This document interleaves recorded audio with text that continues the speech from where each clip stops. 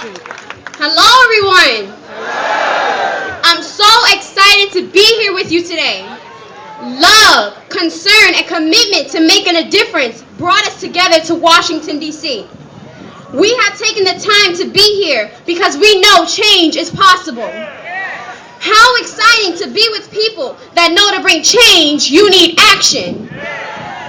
Whenever I'm in Washington, D.C., I look around at all the government buildings and realize I'm in one of the most powerful places on earth.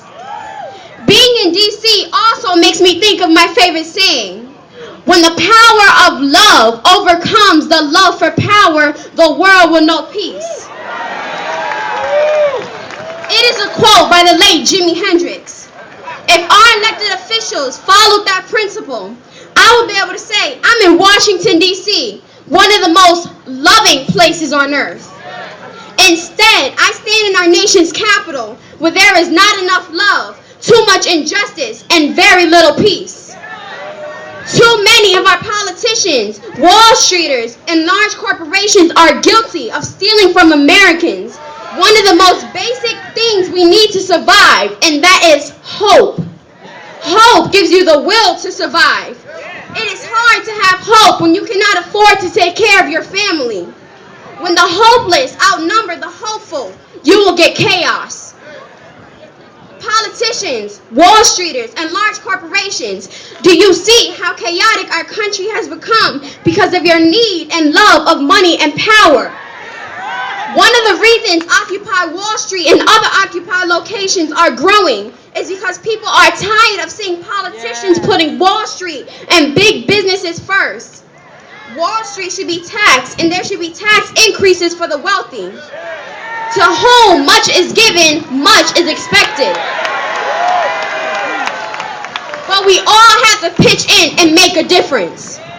I love when Miss Oprah Winfrey said every one of us was born with the ability to make a difference. I truly believe that. I also don't believe that you have to wait till you're an adult to make a positive mark in society. We have young people all across the United States working to make their country a better place. I'm on board because the expectation from myself has been raised. To the politicians, raise the level of expectations in yourselves. Stop letting little boys and girls see you on television, blatantly disrespecting the president with name-calling.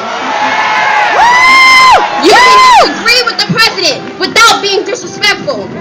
How can you tell children to behave, don't be a bully, stop the violence, when you're not setting good examples? The name-calling is childish, at times racist, and makes you have something in common with the bullies. To be an elected official, you have to be a certain age. In other words, you have to be a grown-up. So act like it. Display real leadership. Work with the president and jobs instead of working against him. Collectively come up with active approaches to solve issues. Most important, do what is best for the people.